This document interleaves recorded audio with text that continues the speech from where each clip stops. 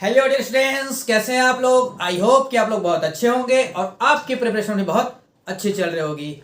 हम डिस्कशन कर रहे हैं सीजीपीएससी सी सेट में मैथ्स रीजनिंग में जितने भी सवाल आए हैं उन सब का डिस्कशन इस सीरीज के माध्यम से चल रहा है। हमने 2018 के जितने भी 65 सवाल मैथ्स और रीजनिंग के जो आए हुए थे वो डिस्कशन कर चुके हैं। तो अगर आप इस चैनल पे नए हैं तो सबसे पहले 2018 के जो सवाल हमने कर दिए हैं वो जाकर देखिए, आपको निश्चित ही फायदा मिलेगा आने वाले पीएससी जो होने वाला है 11 फरवरी को उसमें। ठीक है, आज हम स्टार्ट कर रहे हैं 2019 में जो सवाल आए हुए हैं मैथ्स रीजनिंग के, वो हम आज डिस्कशन करने वाले हैं। ठीक है, तो अगर आप इस चैनल पे नए हैं तो जल्दी से इस चैनल को सब्सक्राइब कर लीजिए ताकि टाइम टू टाइम नोटिफिकेशन आपको मिलता रहे और आपकी तैयारी बेहतर होता जाए। ठीक है, तो चलिए स्टार्ट करते हैं हमारा वीडियो और देखते हैं आज क्या करना है हमको। सीजीपीएससी 2019 आप देख सकते हैं यहाँ पर थंबनेल में पहले से लिख लिखे हैं कि सीजीपीएससी 2019 मैथ्स और रीजनिंग पीओ की हमको करना है। तो चलिए स्टार्ट करते हैं सवाल से। पहला सवाल है आपके लिए 1 से लेकर 3 तक के सवाल इसी पैटर्न में आपको मिलने वाले हैं 2019 में। सवाल आपसे पूछा गया है कि नीचे दिए गए प्रश्नों में 2 कथन दिए गए हैं, कौन कौन से, S1 और S2। ठीक है, निष्कर्ष दिए गए, कंक्लूजन दिए गए 1 और 2। पूछा जा रहा है कि दोनों कथनों S1 और S2 को सत्य मानते हुए निर्णय करें कि कौन सा ऑप्शन यहां पर सही बैठता है। ये जो सवाल है वो आया है वेन डायग्राम। ठीक है ना, वेन डायग्राम से सवाल आया हुआ है जिसको बोला जाता है सिलोगिज्म से भी सवाल कहा जा सकता है इसको। तो चलिए देखते हैं ये सवाल कैसे बनेगा। आप बना पा रहे हैं इस सवाल को।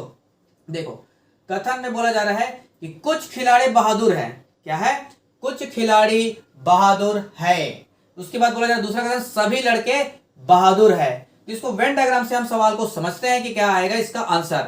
वेन डायग्राम क्या होता है, कुछ खिलाड़ी, यानी सम को हम कैसे डिनोट करते हैं कि कुछ खिलाड़ी है, कुछ प्लेयर्स हैं, सम प्लेयर्स। ठीक है, सम प्लेयर्स क्या है, बहादुर है, ब्रेव है। इसको डिनोट किया जाता है इस तरह से। फिर बोला जा रहा है कि सभी लड़के बहादुर है, ऑल बॉयज आर बॉयज। ठीक है, ऑल बॉयज आर बहादुर, ब्रेव। तो जो बॉयज के अंदर आएगा ब्रेव, ठीक है, सभी लड़के क्या हैं, बहादुर है। ठीक है, तो ये अंदर में क्या आएगा, इसको हम थोड़ा सा बड़ा कर लेते हैं। ठीक, इसको थोड़ा सा बड़ा बना लेते हैं, आपको चीजें जल्दी से समझ में आएगा। देखो, ये बोला गया आपको कि कुछ प्लेयर क्या है, बहादुर है, ब्रेव है। ये हो गया ब्रेव। और सभी के सभी लड़के कौन है, तो बॉयज आ जाएगा इसके अंदर। सभी लड़के कौन है, बहादुर है। ठीक है, अब कंक्लूजन देखते हैं इसके हिसाब से क्या निकलता है। कुछ खिलाड़ी लड़के हैं, some players are boys. Some players are boys है, क्या प्लेयर का बॉय के साथ कोई कनेक्शन दिख रहा है, क्या प्लेयर का बॉय के साथ नहीं दिख रहा है। फर्स्ट आपका गलत हो जाएगा, यहां पर तो कोई कनेक्शन ही नहीं दिख रहा है। सेकंड सवाल देखते हैं, some boys are player. Some boys are player, उसी को दूसरा तरीके से आपको बोला गया है, तो उसमें तो कोई कनेक्शन दिख ही नहीं रहा है। दोनों ही जो कंक्लूजन है वो फॉलो नहीं करता है, यानी कि ऑप्शन सी इसका करेक्ट हो जाएगा। Option C, neither 1 nor 2 follows. ना ही 1 और ना ही 2 इसको फॉलो करता है। ठीक है, आई होप कि आपको ये सवाल समझ में आ गया होगा। बढ़ते हैं नेक्स्ट सवाल में। ये भी उसी तरह का सवाल है, सभी लड़कियां इंजीनियर है, ऑल गर्ल्स आर इंजीनियर। सभी गर्ल्स क्या है, सभी के सभी जो गर्ल्स है वो किसके अंदर आते हैं, इंजीनियर के। ठीक है, सभी के सभी गर्ल्स कौन है, इंजीनियर है। आगे बोला जा रहा है कि all travellers are girl. All travellers are girl. All traveller इसके अंदर आ जाएगा, ऑल ट्रेवलर्स इसके अंदर आ जाएगा कौन, ट्रेवलर। ठीक है, गर्ल्स के अंदर कौन आ जाएगा, ट्रेवलर। तो आप जब कनेक्ट करोगे तो सभी के सभी यात्री कौन है, गर्ल्स है, और सभी के सभी गर्ल्स कौन है, इंजीनियर है। चलिए कंक्लूजन पहचानते हैं कि कंक्लूजन कौन सा सही होगा।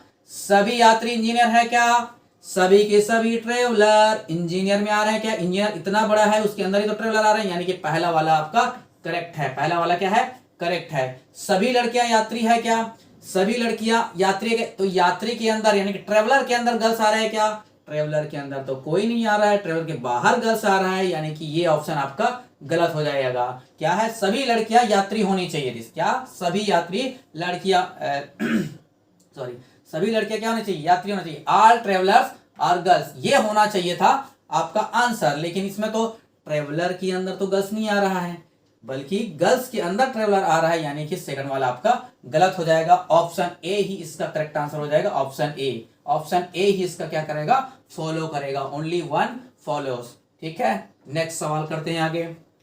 आगे सवाल बोला जा रहा है कि रेणु की समस्या को तुरंत समझ सकती है। अरे वाह, रेणु जो है एक पर्सन है जो कि कोई भी समस्या को तुरंत समझ सकती है। अब समस्या क्या है भाई? तो समस्या बोला जा रहा है किस टाइप की समस्या? गणित के जो विद्यार्थी हैं अच्छी तार्किक योग्यता रखते हैं। दूसरा कथन बोला जा रहा है कि गणित के जो विद्यार्थी होते हैं वो अच्छी तार्किक योग्यता रखते हैं। रीजनिंग एबिलिटी उसकी क्या होती है? ज्यादा होती है। ये सवाल में पूछा जा रहा है। फीलिंग के बेस पर आपको डिसीजन नहीं लेना है, ये ध्यान रखना आप लोग, ठीक है। फीलिंग के बेस पर कोई भी डिसीजन नहीं लेंगे। जो कथन में बोला जाएगा वही आपके लिए सत्य होगा, वही आपके लिए क्या रहेगा? मान्य रहेगा। तो रेणु बोला जा रहा है किसी समस्या को तुरंत समझ जाती है। दूसरा बोला जा रहा है कि गणित के विद्यार्थी जो अच्छी तार्किक योग्यता रखते हैं। तो अच्छी तार्किक योग्यता रखेंगे तभी क्या करेंगे? समस्या को समझ पाएंगे। तो रेणु की तार्किक योग्यता अच्छी है, ये हम कह सकते हैं। इसकी तार्किक योग्यता अच्छी है तभी वो क्या कर रही है? समस्या को समझ पा रही है, अच्छी से समझ पा रही है। यानी कि पहला वाला आपका करेक्ट आंसर हो जाएगा। देखो भाई कि उसकी जो लॉजिकल रीजनिंग है या लॉजिकल एबिलिटी है, अगर उसकी अच्छी है, उसमें पकड़ उसकी अच्छी है, तभी तो वो गणित की समस्याओं को या फिर कोई गणित की किसी समस्याओं को अच्छे से टैकल कर सकती है। तो ये पहला वाला आपका सही हुआ। दूसरा वाला रेणु गणित की विद्यार्थी है, ऐसा तो कथन में नहीं बोला जा रहा है। देखो, जब तक कथन में नहीं बोला जाएगा तब तक आप ये नहीं मान सकते कि रेणु जो है गणित की विद्यार्थी है या नहीं। कई लोग जो है गणित के विद्यार्थी नहीं होते हैं, ठीक है, उस सब्जेक्ट से रिलेटेड नहीं रहते, लेकिन फिर भी उसकी लॉजिकल एबिलिटी तो अच्छी हो सकती है ना भाई। लॉजिकल एबिलिटी तो अच्छी हो सकती है, भले वो स्टूडेंट जो है गणित का हो या ना हो, ठीक है। और कथन में जब तक आपको नहीं बोला जाएगा कि वो गणित की स्टूडेंट है या नहीं है, तब तक आपको नहीं मानना है। तो इसमें जो आंसर आएगा वो सेकंड वाला तो गलत हो जाएगा, केवल और केवल वन फर्स्ट इसको क्या करेगा? फॉलो करेगा। जब तक आपको सवाल में नहीं बोला जाएगा आप अपने मन से नहीं मानेंगे। आगे सवाल बोला जा रहा है रीजनिंग एबिलिटी का ही सवाल है, ध्यान से देखो सवाल कैसे बनने वाला है। प्रश्न पूछा जा रहा है कि क्या दो अंकों की संख्या विषम है? सवाल पूछा जा रहा है कथन में, ठीक है। कथन के हिसाब से आप आंसर दोगे। सवाल आपसे पूछा गया, ठीक है, सवाल आपसे पूछा गया कि क्या दो संख्या विषम है, तो उसको बताने के लिए आपके पास क्या होना चाहिए? क्वेश्चंस होने चाहिए। तो क्वेश्चन को ही कथन के माध्यम से बोला जा रहा है कि पहला कथन बोल रहा है, पहला स्टेटमेंट बोल रहा है कि अंकों का योग सम है, अंकों का योग सम है। आपका दिमाग बोलेगा चलो ऐसा एक ट्राई करते हैं बनाने का। अगर अंकों का योग सम है और दूसरा में मेरे को चेक क्या करना है कि सभी संख्या क्या है, दोनों संख्या क्या है? विषम होना चाहिए। अगर मैं पहले नंबर को 1 ले लूं, दूसरे नंबर को 3 ले लूं, तो क्या ये सम संख्या आता है क्या? आप बोलोगे सर बिल्कुल आ रहा है। मैं बोलूंगा कुछ और ऑप्शन ले लेते हैं, 3 और 5 को एक बार चेक कर लो भाई, क्या ये सम संख्या आ रहा है? बिल्कुल आ रहा है। आपका दिमाग बोलेगा ये सही हो सकता है, ठीक है। आपका दिमाग क्या बोलेगा? सर ये बात तो सही बैठ रहा है। आप बोलोगे एक और चेक कर लेते हैं, ठीक है, 7 और 9 को चेक कर लेते हैं। एक बार चेक करो तो जरा, 7 और 9 को ऐड करके दोनों का क्या दो अंकों की संख्या सम है क्या? ठीक है, क्या दो अंकों की संख्या विषम है क्या? जबकि दोनों का सम क्या बोल रहा है? योग जो है सम होना चाहिए, तो सम तो आ रहा है सर। आप बोलोगे ये तो पहला सही लग रहा है, लेकिन मेरे भाई आपने क्या किया? विषम को चेक किया। आप ये भी तो चेक कर सकते हो, 2 और 2 4 होता है, ये भी तो सही है, ठीक है। आप बोलोगे 4 और 6 को ऐड करता हूं तो 10 आता है, ये भी तो सम संख्या है। मतलब मैं ये कैसे कह सकता हूं कि दोनों संख्या विषम ही होगा? दोनों संख्या सम भी तो हो सकता है, दो अंकों की संख्या सम भी हो सकता है और विषम भी हो सकता है। इस कथन से मुझे जानकारी तो नहीं मिल पा रहा है कि वो दोनों संख्या विषम है, नहीं मिल पाया ना, क्योंकि ये तो दोनों चीजें सेटिस्फाई कर दिया कि विषम रखने पर, ऑड रखने पर भी सम आ रहा है और सम रखने पर भी सम आ रहा है। तो ये पहला से तो मेरा आंसर नहीं बन पा रहा है। दूसरा कथन मैं पढ़ता हूं, क्या उससे आंसर बनेगा? संख्या को 2 से गुना कर देने पर एक सम संख्या प्राप्त होती है, ठीक है। ये बात तो सही है, किसी भी संख्या को अगर 2 से आप मल्टीप्लाई कर दो, किसी भी नंबर को अगर आप 2 से मल्टीप्लाई कर दो तो वो कोई भी नंबर तो सम संख्या बनेगा ही, सम संख्या बनेगा ही। लेकिन ये तो क्लियर नहीं होता ना कि वो दो संख्या जो है वो विषम है। ये कहां से क्लियर कर पा रहा है? ये दोनों कथनों से तो ये क्लियर हो ही नहीं पा रहा है, ये तो सेटिस्फाई नहीं कर रहा है। मुझे तो करेक्ट आंसर चाहिए। अगर कोई भी संख्या है, जैसे 3 है, इसको मैं 2 से मल्टीप्लाई करूं तो 6 आता है, ये क्या आया, एक सम संख्या आया। इसने सर्टिफाई किया कि भाई सम संख्या आ रहा है। मैं बोलूंगा कि भाई विषम सम संख्या को भी तो आप सम से 2 से मल्टीप्लाई करोगे तब भी तो ये क्या देता है, सम ही तो दे रहा है। सम संख्या को भी 2 से मल्टीप्लाई करोगे तब भी सम संख्या देगा, विषम संख्या को 2 से मल्टीप्लाई करोगे तब भी सम संख्या देगा। दोनों ही पर्याप्त नहीं है इसको सेटिस्फाई करने के लिए। क्या 2 अंकों की संख्या विषम है, इसके लिए मुझे चाहिए और स्टेटमेंट। ये दोनों ही सेटिस्फाई नहीं कर रहा है। ऑप्शन कौन सा आएगा कि दोनों ही मिलकर भी उत्तर नहीं दे पा रहे हैं। केवल 1 भी पर्याप्त नहीं है, केवल 2 भी पर्याप्त नहीं है, दोनों मिलकर भी नहीं दे पा रहे हैं, दोनों मिलकर भी नहीं दे पा रहे हैं। ऑप्शन डी ही एक करेक्ट आंसर है। ऑप्शन डी, दोनों ही मिलकर ये बता नहीं पा रहे हैं कि दोनों अंक क्या है, विषम है और नंबर है। आगे सवाल करते हैं। मैथ्स का रीजनिंग का एक सवाल है, ये मैथ्स का नहीं रीजनिंग का है। एक बंदर जो है, ध्यान से देखो, ऐसा सवाल बार बार एग्जाम में पूछा जाता है, इसलिए बहुत ध्यान से देखेंगे ये सवाल कैसे करेंगे। ये निश्चित ही आने वाला एग्जाम जो आपका होने वाला है 11 फरवरी, कब होने वाला है, 11 फरवरी। आई होप कि आप लोग तैयारी बेहतर कर रहे होंगे, ठीक है, अच्छे से कर रहे होंगे। 11 फरवरी को जो एग्जाम होने वाला है सीजीपीएससी का, निश्चित ही आपको इसमें हेल्प मिलेगा। प्रीवियस ईयर सवाल करना बहुत ही इंपॉर्टेंट होता है अगर आपको एग्जाम क्लियर करना है तो, ठीक है। एक बंदर जो है 30 मीटर ऊंचे खंबे पर चढ़ता है, ठीक है, चढ़ने दो, कोई दिक्कत नहीं, उसको आराम से चढ़ने दो बंदर को। वह पहले मिनट में 15 मीटर चढ़ जाता है। अरे वाह, क्या बात है, 1 मिनट में वो 15 मीटर ऊपर चढ़ा। अब क्या होता है, दूसरे मिनट जैसे स्टार्ट होता है, दूसरे मिनट में वो 12 मिनट फिसल भी जाता है, फिसलन बहुत होगा, ठीक है। 15 मीटर चढ़ता है और 12 मीटर फिसल जाता है। खंबे के शीर्ष पर बंदर के पहुंचने तक प्रक्रिया जारी रहती है। अब वो बंदर हार नहीं मानता है, मैं तो यहां पर चढ़ के रहूंगा, ये बंदर का जिद है। 15 मीटर चढ़ा पहले मिनट में, फिर दूसरे मिनट जैसे स्टार्ट हुआ वो 12 मीटर फिसल जाता है। हारता नहीं है वो, हमको भी हारना नहीं है, ये भी हार नहीं मान रहा है। तो हमको ये पूछा जा रहा है खंबे के शीर्ष तक पहुंचने में कितना समय लगा, समय कितना लगा, ये सवाल में पूछा जा रहा है। अगर मैं आपसे कहूं कि ये है खंबा, ये क्या है, खंबा है, इस खंबे का लेंथ कितना दिया गया है, 30 मीटर। ये कितना दिया गया है, 30 मीटर दिया गया है, कितना, 30 मीटर। ये टोटल कितना है, 30 मीटर। सवाल आपसे बोला जा रहा है कि पहला मिनट जब स्टार्ट हुआ तो ये बंदर चढ़ा कितना, 15 मीटर चढ़ गया, ठीक है, 15 मीटर चढ़ गया, 15 मीटर ये चढ़ गया, ठीक है। अब सवाल इसमें और भी ऐड किया गया, 15 मीटर तो चढ़ा, लेकिन दूसरे ही मिनट जैसे दूसरा मिनट स्टार्ट हुआ ये बेचारा फिसल जाता है। कितना मीटर फिसल जाता है, 12 मीटर फिसल जाता है, 12 मीटर फिसल जाता है। तो आप बताओ कि ओवरऑल 2 मिनट में वो चढ़ा कितना, ओवरऑल 2 मिनट में चढ़ा क्या, पहले मिनट में 15 मीटर चढ़ा, दूसरे मिनट में 12 मीटर फिसल गया, तो ओवरऑल तो वो 3 मीटर ही चला। 2 मिनट में कितना चढ़ा, वो 3 मीटर चढ़ा कि नहीं चढ़ा। अब आप सवाल बताओ कि अगर 2 मिनट में वो 3 मीटर चढ़ता है, 2 मिनट में कितना चढ़ता है, 3 मीटर चढ़ता है। हमको कितना चढ़ाना है, 30 मीटर तक उसको ऊपर चढ़ाना है। आप एक थोड़ा सा दिमाग लगाओ कि लास्ट जब 15 मीटर बचा रहेगा, थोड़ा सा दिमाग लगाओ कि लास्ट स्टेज में जब 15 मीटर बचा रहेगा, लास्ट में 15 मीटर जब बचा रहेगा तो एक बार में 15 मीटर चढ़ के वो ऊपर से तक पहुंच जाएगा। तो लास्ट के 15 मीटर को छोड़ दो, लास्ट के 15 मीटर को छोड़ दो, जो पहले के 15 मीटर है वो कितने टाइम में चढ़ेगा ये कैलकुलेट करो सबसे पहले। तो पहले के 15 मिनट यानी कि 3 मीटर चढ़ा है तो 3 का 5 गुना ही तो 15 होता है क्या मेरे भाई, बताओ, 3 का 5 गुना ही तो 15 होता है। तो आप टाइमिंग को इधर से भी आप टाइमिंग को क्या करोगे, टाइमिंग इधर अगर मैं 5 गुना कर रहा हूं तो टाइमिंग भी तो 5 गुना लगेगा, तो इधर भी मैं क्या कर रहा हूं, टाइमिंग को 5 गुना कर देता हूं, सही है। यानी कि 10 मीटर, ठीक है, 10 मिनट में वो कितना चढ़ा, 15 मीटर चढ़ गया, ठीक है। 10 मिनट में 15 मीटर चढ़ चुका है, तो 10 मीटर में वो 15 मिनट चढ़ा, 10 मिनट में 15 मीटर चढ़ा। अब उसके बाद अगला मिनट जैसे ही होगा, अगला मिनट यानी कि फर्स्ट मिनट, पहला मिनट जब होगा तो सवाल में क्या बोला गया, 1 मिनट में वो 15 मीटर चढ़ जाता है। जैसे ही आगे 1 मिनट चालू होगा वो जंप मार के क्या कर लेगा, 15 मीटर चढ़ जाएगा। यानी कि टोटल कितना हो जाएगा, ये 10 मिनट हो गया, ये 1 मिनट हो गया, आंसर क्या आ जाएगा 11 मिनट।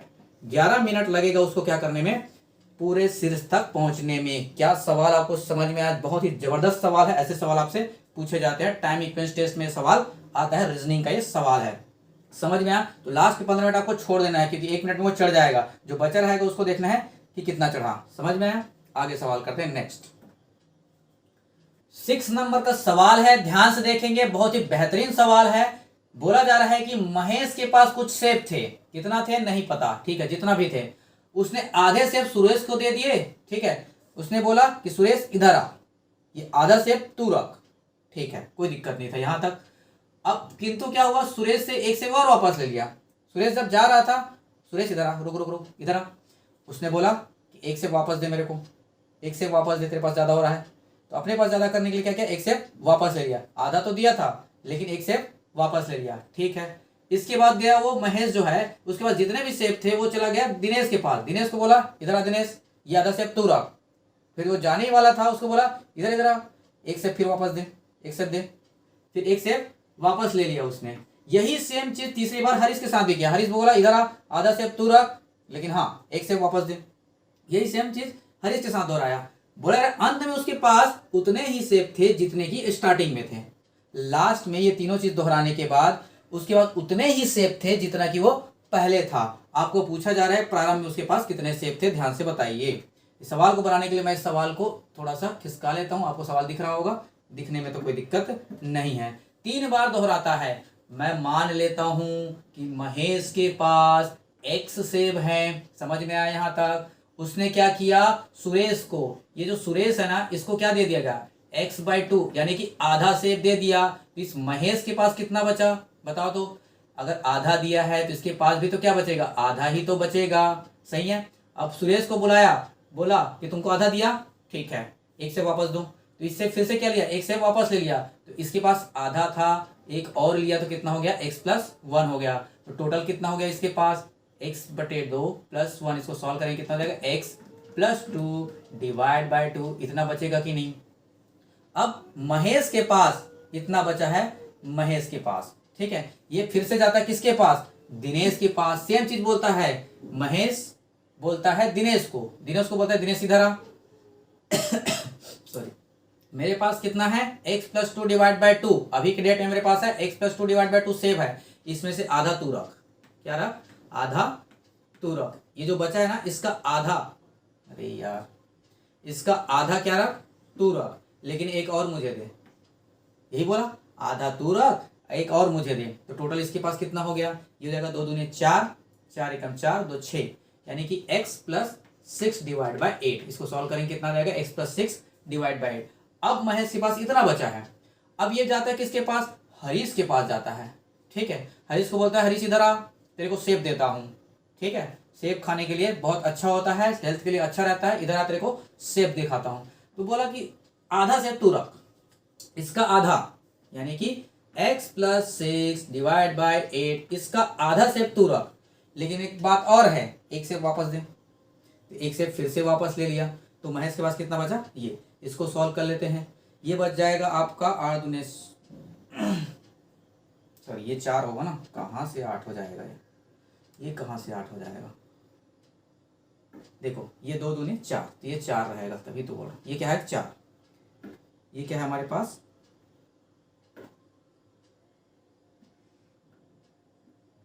ठीक है, ये हमारा 4 है, लिखने में थोड़ा मिस्टेक, ये 4 है। ठीक, ये क्या है, 4। हाँ, अब सही है। देखो, अब इसको बोला कि एक और दे। इसको सॉल्व करने के बाद हमको ये पता चल जाएगा अब महेश के पास लास्ट में कितना सेब है। ये हो जाएगा 4 दूने 8, 8 एकम 8, 8 6 14, यानी कि x+14 / 8, 4 दूने 8। इतना सेब उसके पास क्या है, लास्ट में बचा हुआ है। अब ये जो लास्ट में बचा हुआ है हरीश को देने के बाद, ये बोला अंत में, लास्ट में उसके पास उतने ही सेब थे जितने की प्रारंभ में थे। तो प्रारंभ में हमने कितना माना था, x माना था, यही किसके बराबर है, x के बराबर है। इसको सॉल्व करेंगे, हमको शुरुआत में मिल जाएगा महेश के पास कितना सेब है, 8 एकम 8, तिर्यक गुना कर देंगे 8, और 8x में से 1x घटाएंगे 7x आएगा। तो 7x की वैल्यू आपके पास कितना है, 14 है। तो x की वैल्यू कितना आ जाएगा, 2। ये इसका करेक्ट आंसर हो जाएगा। ऑप्शन A, B, C तीनों नहीं आ रहा है। सही सॉल्व किए, हाँ, तीनों ही नहीं आ रहा है। ऑप्शन डी इसका करेक्ट आंसर हो जाएगा। क्या हो जाएगा, ऑप्शन डी इसका करेक्ट आंसर है, जो कि 2 है। महेश के पास शुरुआत में कितने थे, दो सेब थे, उसके पास आधा देता था, एक और वापस लेता था, आधा देता था, एक और वापस ले लेता था। ऐसे 3 बार दोहराया था। इतना घुमावदार सवाल था, लेकिन बहुत ही बेहतरीन तरीके से हमने इसको सॉल्व कर दिया। ठीक है, अब आगे बढ़ते हैं नेक्स्ट सवाल में। अगला सवाल है ये रहा। एन कोई नंबर है इज इक्वल टू दिया गया 7 की पावर 95 माइनस 3 का पावर 58। तब एन में इकाई का स्थान पूछा है। क्या यूनिट डिजिट पे क्या आएगा, ये सवाल में पूछा गया है। यूनिट डिजिट में क्या आएगा, ये आपको सवाल में पूछा गया है। ठीक है, इस तरह के सवाल का आपको बेस्ट मेथड बता रहा हूं। बेस्ट मेथड है इस तरह की यूनिट डिजिट्स को सॉल्व करने का। ध्यान देना, आज के बाद इस यूनिट डिजिट में आपको इस तरह के सवाल में कोई भी तकलीफ नहीं होगा। इसलिए मैं बार बार बोल रहा हूं, इस सीरीज को आप ध्यान से देखिए। निश्चित ही आपको सी सेट निकालने में, सी सेट क्वालिफाई करने में बहुत मदद मिलेगा आपको। ठीक है, देखो सबसे पहले पावर को कम। अब देखो भाई, 7 को 95 टाइम्स तो आप मल्टीप्लाई नहीं कर सकते। 7 का पावर 95 का मतलब क्या है कि 7 को 95 बार मल्टीप्लाई करो। 3 का पावर 58 का मतलब क्या है, 3 को 58 टाइम्स मल्टीप्लाई करो।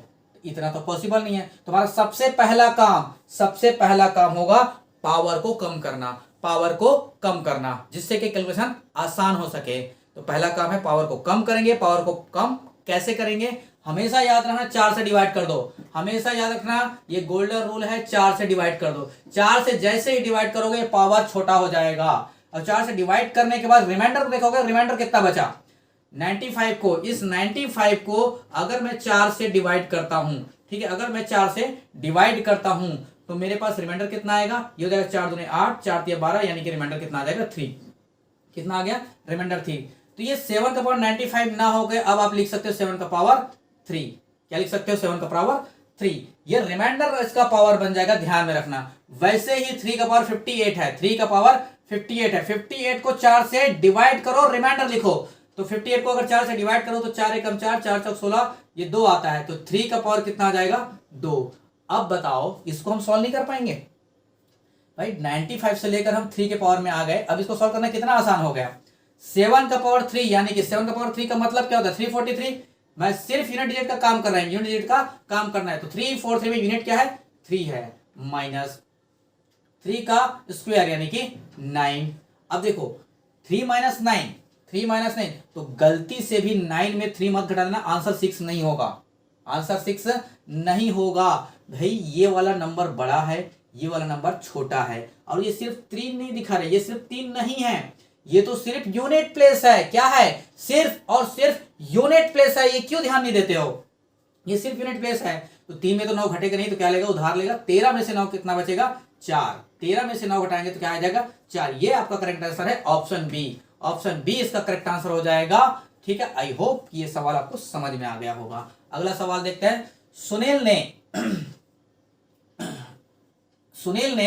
1350 रुपए में 2 वस्तुएं खरीदी। ठीक है, सुनील पैसे वाला है, 1350 रुपए में 2 वस्तुएं खरीद लिया। आप मान लो आप सुनील हो, 1350 रुपए के 2 जीन्स ले। 2 जीन्स तो आजकल खाता ही नहीं है, ठीक, कुछ और खरीदे होंगे।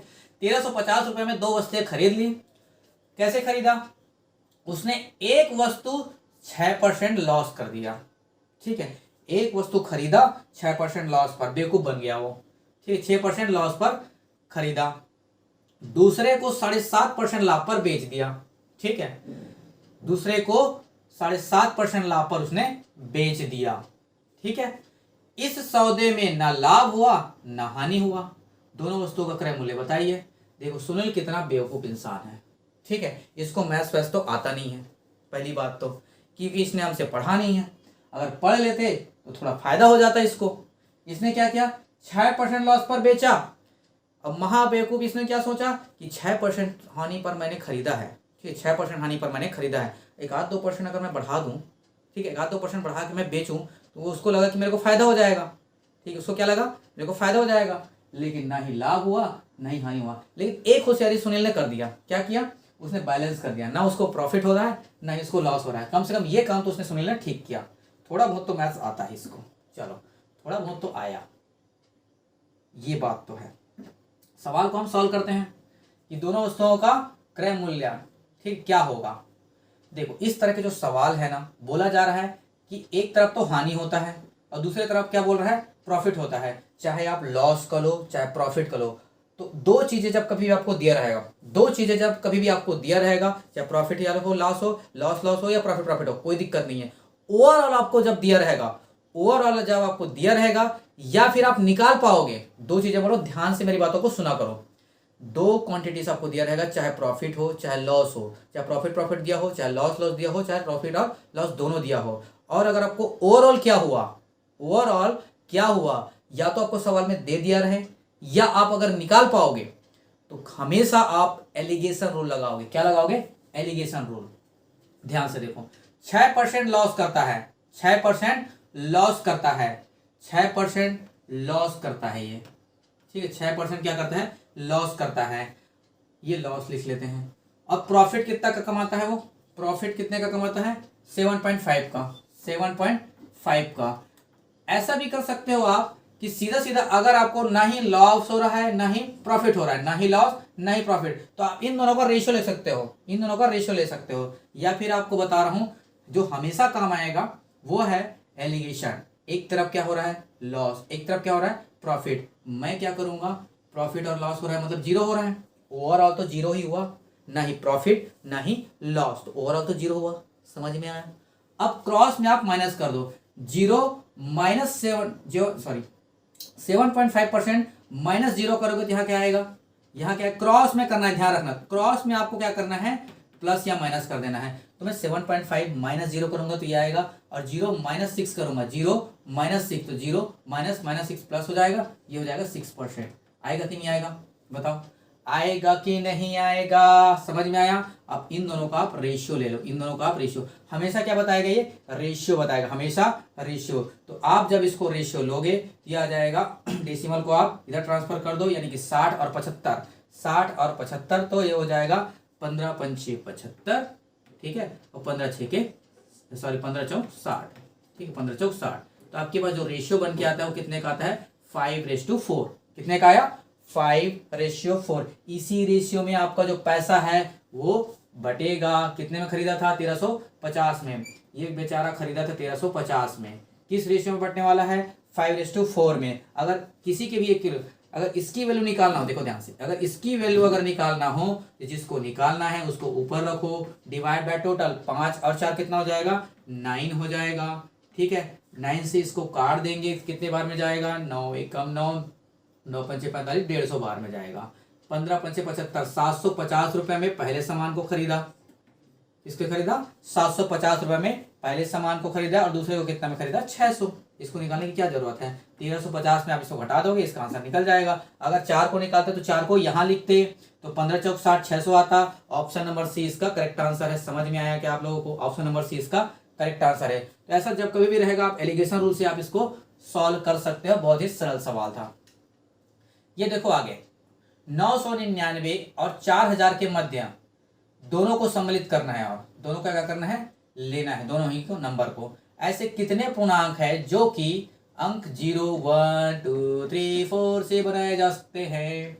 यदि अंकों की पुनरावृत्ति हो, ये भी बोला जा रहा है, रिपीटेशन अलाउड हो। देखो सवाल में 2-3 चीजें बोला गया है, ध्यान से पढ़ो, ठीक है। नंबर सिस्टम का सवाल है, कैसे बनेगा? दिमाग लगाओ थोड़ा।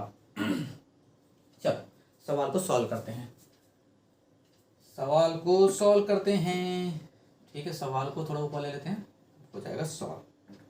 देखो क्या बोला जा रहा है, जो नंबर है ना वो बनना चाहिए किससे? 0, 1, 2, 3, 4, इन 5 नंबरों से वो बनना चाहिए। सवाल को लिख लेते हैं, 0, 1, 2, 3 और ये 4, इतने ही नंबर, 0, 1, 2, 3, 4, ये 5 नंबरों से कितने नंबर बनाए जा सकते हैं? सवाल पूछा गया, इन 5 नंबरों से कितने नंबर बनाए जा सकते हैं? रेंज दिया गया, किसके बीच बनाना है? 999 से लेकर 4000 के मध्य, इसी के बीच में आपको नंबर बनाना है। और नंबर का इस्तेमाल कितना करना है? इनका।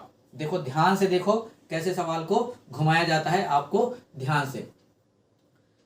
हम पहला केस लेते हैं, इसमें केसेस बनाना पड़ता है, ठीक है। पहला केस लेते हैं, तो आप ध्यान से देख के बताओ कि 999 से लेकर 4000 के बीच में डिजिट्स कितने होंगे? डिजिट्स कितने होंगे इसके बीच में? जब देखोगे तो दोनों नंबरों को लेना है, तो डिजिट कितने होंगे? डिजिट्स कितने होंगे? ध्यान से देखो, 999, तो आप देखो 9 वाला तो कोई नंबर दिख नहीं रहा है, ऐसा कोई दिख रहा है? हमको सिर्फ इस्तेमाल किसका करना है? 0 1 2 3 4, 0 1 2 3 4, इतने ही नंबर का इस्तेमाल करना है, इतने ही नंबर का इस्तेमाल करना है। तो 9 तो है नहीं, तो ये नंबर तो बनने वाला है नहीं। पहली बात, ये नंबर तो बनेगा नहीं। सम्मिलित किया है ना, देखो शामिल करना है उस नंबर को, ये नंबर तो ऑलरेडी काट दो ना, ये नंबर तो बनने वाला नहीं है। 999 ये तो नहीं बनने वाला। आप 4000 तो बन जाएगा, क्योंकि रिपीटेशन अलाउड, ध्यान रखना रिपीटेशन अलाउड है, 4000 बन जाएगा। ठीक है, एक नंबर तो ये बन रहा है। अब बाकी नंबर देखो, 1000, ठीक है, 1000 से लेकर 4000, 1000 से लेकर 4000, इन सब के बीच, इन दोनों को सम्मिलित करते हुए इन सब के बीच हम चेक करते हैं कि कितना बनने वाला है। तो डिजिट पहले चेक करो, ये भी 4 डिजिट का है, ये भी 4 डिजिट का है, तो 4 डिजिट का ही आप क्या करोगे, एक केस बनाओगे। कितने का? 4 डिजिट का एक केस बनाए। ठीक है, क्योंकि डिजिट तो उतना ही बनेगा ना भाई, 1000 में भी 4 डिजिट है, 4000 में 4 डिजिट है, इसके बीच में तो 4 डिजिट ही आएंगे, 5 डिजिट तो नहीं हो जाएगा, नहीं 3 डिजिट हो जाएगा, नहीं 2 डिजिट हो जाएगा, इसके बीच में तो 4 डिजिट ही आएंगे। करेक्ट है, सही है, आगे बढ़े। चलो अब नंबरों को फिक्स करते जाते हैं, नंबरों को फिक्स करते जाते हैं। अब सामने में जीरो तो नहीं रखेंगे भाई, 1000 से लेकर 4000 के बीच में सामने थोड़ी ना जीरो आ जाएगा, तो सामने पहले केस रखते हैं, जैसे यहाँ 1 है तो सामने पहले रखते हैं 1। ठीक है, सामने क्या रखते हैं? 1 रखते हैं। अब सामने हमने 1 रखा, 1 रखने के बाद इन 3 डिजिट पर, इन 3 पर कितने अंक आ सकते हैं? 3 अंक आ सकते हैं। और उन तीनों को रखने के कितने तरीके हो सकते हैं? ये 5 ही तो हो सकते हैं यहाँ पर, क्योंकि रिपीटेशन अलाउड है, याद रखना रिपीटेशन अलाउड है। तो आप 0 भी रख सकते हो, यहाँ 1 भी रख सकते हो, यहाँ 2 भी रख सकते हो, यहाँ 3 भी रख सकते हो, यहाँ 5 भी रख सकते हो। तो 5 अंक रख सकते हैं कि नहीं रख सकते? यहाँ 5 अंक रख सकते हैं। यहाँ भी देखो, यहाँ भी ये 5 ही अंक रख सकते हैं, यहाँ पर भी क्या रख सकते हो, ये 5 अंक रख दिए। यहाँ पर भी इसके भी तरीके कितने हैं? 5 अंक रख सकते हो। ठीक है, परमुटेशन का सवाल है, परमुटेशन। ठीक है, तो टोटल कितने तरीके से रख सकते हैं इसको? 5 5 5, कितने? 5 का क्यूब, 5 का क्यूब। इतने नंबर्स यहां से बनाए जा सकते हैं। अगर मैं शुरुआत में 1 को फिक्स कर दूं तो 5 का क्यूब, क्योंकि 3 बार है तो 5 का क्यूब यानी कि 125 तरीके हैं, 25 नंबर, 125 नंबर यहां से बनाए जा सकते हैं। ये पहला केस है। दूसरा केस देखो, अगर मैं 1 2 3 4, 4 डिजिट है, अगर मैं यहाँ पर 2 रख दूं तो, यहाँ पर अगर मैं 2 रख दूं तब, तो इसको भी, यहाँ पर भी तो 0 1 2 3 4 5 5 केसेस बनेंगे, यहाँ पर भी 0 1 2 3 4 5 केस बनेंगे, यहाँ पर 0 1 2 3 4 5 केस बनेंगे, तो यहाँ पर भी 5, यहाँ पर भी 5, यहाँ पर भी 5, टोटल कितने हो जाएंगे? 5 का क्यूब। यहाँ तक चीजें समझ में आया। तीसरा केस मैं शुरुआत में 3 रख देता हूँ, बाकी 3 जगह क्या हो सकता है? यहाँ पर भी 5 5 केस बनेंगे, टोटल कितने हो जाएंगे? यहाँ पर भी 5 का क्यूब। अब आप बोलोगे यहाँ पर 4 रख देते हैं, उसका भी 5 केस बना देते हैं। नहीं, ऐसा नहीं होगा। ध्यान देना है दोस्त, ध्यान देना है। चौथा केस जब बनाओगे और सामने 4 रखोगे तो इसके कितने केसेस बन सकते हैं? 4 रखोगे तो कितने केसेस बन सकते हैं? आप बोलोगे सर 0 1 2 3 4, कहीं कुछ भी रख दो। कैसे कुछ भी रख दोगे? आपको बोला क्या क्या है? 4000 आपका अपर लिमिट है। 4000 क्या है? अपर लिमिट, यानी कि एक ही पॉसिबिलिटी है, यहाँ पर 0, यहाँ पर 0, यहाँ पर 0, एक ही पॉसिबिलिटी है। क्योंकि अगर यहाँ पर आपने 1 रखा तो 4100 हो गया, 4000 से क्रॉस कर जाएगा। यहाँ पर सिर्फ और सिर्फ एक ही पॉसिबिलिटी है और कुछ हो ही नहीं सकता। तो अब टोटल पॉसिबिलिटी कितने हैं देख लेते हैं। 5 का क्यूब, 5 का क्यूब, 5 का क्यूब, 5 का क्यूब कितना होता है? 125 मल्टीप्लाइड बाय 3 और प्लस 1। 125 मल्टीप्लाइड बाय 3 कितना हो जाएगा? 12 तिया 36 और हो जाएगा 5 तिया 15, 7375, ये हो जाएगा 375 प्लस 1 कितना हो जाएगा? 376। तो 376 अंक बनाए जा सकते हैं। ऑप्शन नंबर बी इसका करेक्ट आंसर है। ऑप्शन नंबर बी इसका करेक्ट आंसर है। इस बात का ध्यान रखेंगे। सवाल आपको समझ में आया क्या? सवाल क्लियर हुआ? बहुत ही बेहतरीन नंबर का सवाल था ये, आराम से देख सकते हो। ठीक है, स्क्रीनशॉट भी ले सकते हो, आपकी मर्जी है। मैं तो बोलूंगा समझते हुए चलो, लिखते हुए चलो, ज्यादा समझ में आएगा। ठीक है, आगे सवाल करते हैं रीजनिंग का सवाल। निम्नलिखित श्रेणी के अगले 2 पदों को ज्ञात कीजिए। यानी कि ये जो दिया गया ये सीरीज का सवाल है। किसका सवाल है? सीरीज का सवाल है। और बताना ये है कि ये 2 ब्लैंक स्पेस दिख रहे हैं, ये जो 2 ब्लैंक स्पेस दिख रहे हैं, यहाँ पर क्या नंबर आएगा? तो सीरीज को चेक करते हैं। पहले तो चेक करेंगे कि क्या आएगा। ध्यान से देखो, इसको ध्यान से देखो। ये जो 3 आपको सीरीज दिख रहे हैं, दिखाई दिया? ठीक। यहां पर अगर मैं देखूं और ABCD को चालू करूं तो आपको दिखाई दिया A से B गया, A से B गया, ठीक है, B तो चला गया, B से वापस आया लेकिन एक डिजिट को छोड़कर, B से वापस तो आया लेकिन एक अल्फाबेट को छोड़कर, क्योंकि A के बाद B आता है लेकिन C को छोड़ दिया, फिर D आया, फिर क्या किया, D से सीधा आगे चला गया E तक। ध्यान से समझो, ऐसे सवाल छूट जाते हैं, कैसे बनता है ध्यान से देखो। D से आगे गया एक E, अब बोला कि E से मैं F चला गया, E से F चला गया और F से पहले आता हूं, F के पहले आता हूं, तो F के बाद क्या छूटा इसमें देखो, G छूटा, तो एक डिजिट छूट रहा है फिर आगे बढ़ता जा रहा है, एक डिजिट छूट रहा है फिर आगे बढ़ता जा रहा है। तो यहीं से I से देखो, H से कहाँ गया, वो I गया, H के बाद डायरेक्टली I गया, डायरेक्टली क्या आ गया, I गया। अब I के बाद I J होता है, J के बाद K को छोड़ा और L में आ गया, K को छोड़ा और L में आ गया, तो L से डायरेक्टली यहां पहुंचेगा, तो L के बाद क्या आएगा, L के बाद M आएगा, तो यहां पर आ जाएगा M, ठीक है, M आया। ऑप्शन कौन सा है, एक ही ऑप्शन दिख रहा है यहाँ, बी ऑप्शन, ठीक है, पहला नंबर पहले दिया रहेगा, दूसरा नंबर बाद में दिया रहेगा। यहाँ पर देखो कहीं पर भी दिखाई दे रहा है क्या, आंख बंद करके आप सीधा क्लिक करके जा सकते हो, ठीक है, क्योंकि सारा चीजें सेटिस्फाई कर रहा है, इसका मतलब यही है, टाइम वेस्ट नहीं करना। अगर आपको एक ही ऑप्शन पे दिख गया एम है तो ऑप्शन बी को मारो टिक और आगे बढ़ो, टाइम वेस्ट मत करो, ठीक है, क्योंकि सारी चीजें अगर सेटिस्फाई करे तो यहाँ पर भी सेटिस्फाई करेगा ही करेगा। मैं तो यहाँ पर करके दिखाऊंगा, ठीक है, लेकिन आप क्या करना एग्जाम हॉल में, अगर पहला सेटिस्फाई कर दिया तो ऑप्शन टिक करना, आगे बढ़ना। ये जो टाइम बचाते हो ना, अगले सवाल में आपको टाइम देना है। हम सवाल को सॉल्व करते हैं। एम के बाद अगला नंबर क्या आएगा, एम के बाद अगला नंबर क्या आएगा, एम के बाद जो अगला नंबर आएगा वो क्या आएगा, एन।